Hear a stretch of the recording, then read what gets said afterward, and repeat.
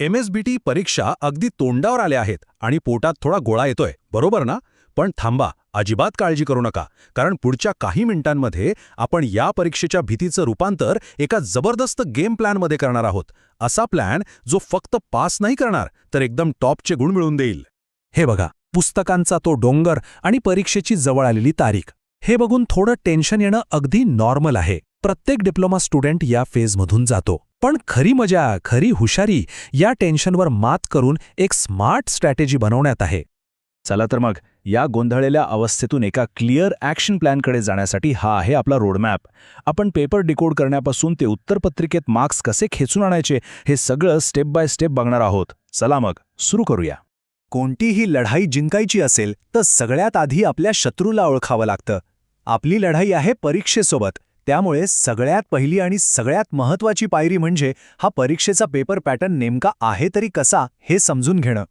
आणि इथूनच खरा खेळ सुरू होतो, स्मार्ट वर्कचा. अख्खं पुस्तकच्या पुस्तक घोकण्याऐवजी आपल्याला फक्त हे शोधायचं आहे की परीक्षेमधला सिंहाचा वाटा म्हणजे सगळ्यात जास्त मार्क्स कुठून येतात. ज्या चॅप्टर्सना जास्त वेटेज आहे त्यांनाच आपण पहिलं टार्गेट करणार. मागच्या वर्षांच्या प्रश्नपत्रिका म्हणजे यशाची गुरुकिल्लीच आहे, एक प्रकारचा खजिना. आणि तो मिळवणं खूप सोपं आहे. msbt.enginginfo वेबसाईटवर जायचं, जुने पेपर्स डाउनलोड करायचे आणि त्यातला पॅटर्न शोधायचा. कोणते प्रश्न त्या लोकांना खूप आवडतात, जे ते परत परत विचारतात. हे एकदा कळलं ना की समजा अर्धी लढाई जिंकलीच. हा बघा, तुमच्या 70 मार्कांच्या थिअरी पेपरचा एक एक्स-रे आहे समजा. 2 मार्कांचे छोटे प्रश्न म्हणजे वॉर्मअप, 4 मार्कांचे प्रश्न तुमची कन्सेप्ट तपासतात. आणि खरे गेम चेंजर कोण, तर हे 6 मार्कांचे मोठे प्रश्न. इथेच तुमचं डीप नॉलेज चेक होतं. या पॅटर्नमुळे आपल्याला टाइम मॅनेज कसा करायचा आणि कोणत्या प्रश्नावर किती जीव लावायचा याचा परफेक्ट अंदाज येतो. ओके, तर पेपरचा पॅटर्न तर आपल्या डोक्यात फिट बसलाय. आता वेळ आहे एक असा स्टडी प्लॅन बनवण्याची जो जास्त इफेक्टिव्ह असेल आणि कमी थकवणारा. लक्षात ठेवा, दिवस-रात्र पुस्तक घेऊन बसण्यापेक्षा योग्य दिशेने अभ्यास करणं हे लाख मोलाचं आहे. फरक अगदी सरळ आणि सोपा आहे. एकीकडे आहे 500 पानांच्या पुस्तकाचा डोंगर जो कमी वेळेत पार करणं जवळपास अशक्य आहे, आणि दुसरीकडे आहे स्मार्ट मार्ग, म्हणजे त्याच डोंगरातून फक्त महत्त्वाचे हिरे शोधून काढणं. हाच आहे स्मार्ट वर्क, जो कमी वेळेत जास्त रिझल्ट देतो. हा 80-20 नियम म्हणजे अभ्यासातलं एक सिक्रेट वेपन आहे असं समजा. याचा सरळ अर्थ असा की सिलेबसचा फक्त 20% महत्त्वाचा भाग जरी नीट केला ना, तरी परीक्षेत 80% मार्क्स मिळू शकतात. मग आपलं मुख्य काम काय? तो 20% महत्त्वाचा भाग शोधायचा आणि त्यावरच पूर्ण फोकस करायचा. हीच आहे विजयाची खरी स्ट्रॅटेजी. ही काही गोल्डन रूल्स आहेत जी अभ्यासाला योग्य दिशा देतील. एक प्रॅक्टिकल वेळापत्रक बनवा. अवघड विषय सकाळी फ्रेश मूडमध्ये हाताळा. 25 मिनिट फुल फोकसने अभ्यास करा आणि मग 5 मिनिटांचा ब्रेक घ्या. आणि हो, रिव्हिजन करताना डायग्राम्स आणि डेफिनेशन्सवर जास्त जोर द्या, कारण तिथेच हक्काचे मार्क्स लपलेले असतात. आता हा आकडा बघा. हा आकडा तुमचा परीक्षेबद्दलचा दृष्टिकोनच बदलून टाकेल. गेल्या काही वर्षांच्या पेपर्सचं ॲनालिसिस असं सांगतं की MSBTच्या फायनल पेपरमधले तब्बल 90 ते 95% प्रश्न हे आधीच तयार केलेल्या VVIMP म्हणजेच व्हेरी व्हेरी इम्पॉर्टंट प्रश्नांच्या लिस्टमधून येतात. याचा अर्थ काय? तर ही परीक्षा वाटते तेवढी अवघड नाही. चला, थिअरी पेपरची तयारी तर झाली, पण पिक्चर अभी बाकी है. आता आपण वळूया परीक्षेच्या अशा भागाकडे जिथे मार्क्स मिळवणं खूप सोपं आहे, पण दुर्लक्ष केलं तर तेवढंच महागातही पडू शकतं. आणि तो भाग म्हणजे प्रॅक्टिकल्स आणि व्हायवा. एक गोष्ट मनात अगदी कोरून ठेवा, सबमिशनला कोणताही दुसरा ऑप्शन नाहीये. प्रॅक्टिकल्स आणि मॅन्युअल्स वेळेवर पूर्ण करून त्यावर सह्या घेणं हे कंपल्सरी आहे.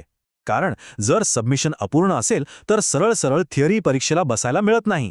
म्हणजे अख्खं सेमेस्टर वाया जाण्याचा धोका असतो. प्रॅक्टिकल्स 2 प्रकारची असतात.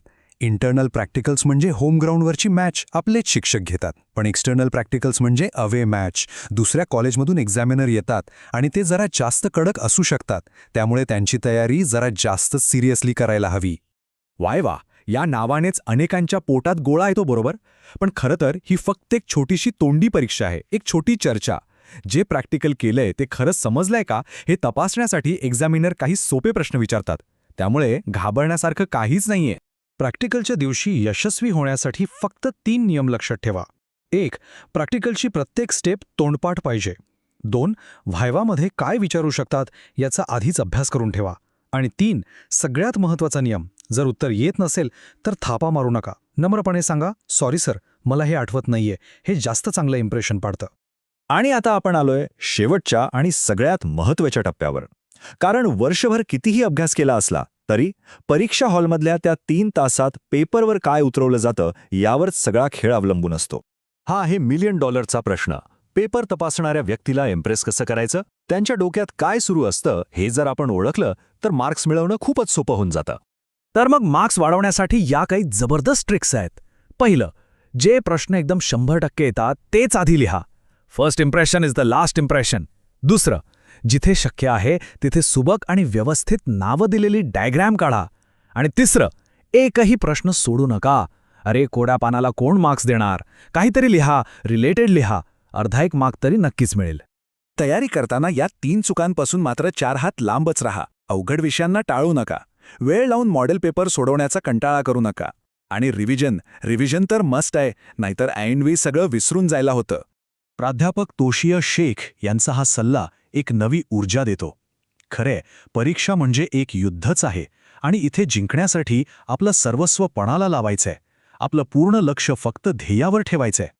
तर मग एक गोष्ट लक्षात घ्या, या स्मार्ट प्लॅनसोबत ही परीक्षा तुमच्या मार्गातला अडथळा नाहीये, तर तुमच्या उज्ज्वल भविष्याकडे उघडणारा एक दरवाजा आहे. खरा प्रश्न हा नाहीये की परीक्षा कशी पास व्हायची. खरा प्रश्न हा आहे की हे यश मिळवून आपण आपल्यासाठी कोणतं भविष्य घडवणार आहोत. याच विचारांनी परीक्षेला सामोरं जा. सगळ्यांना परीक्षेसाठी खूप खूप शुभेच्छा.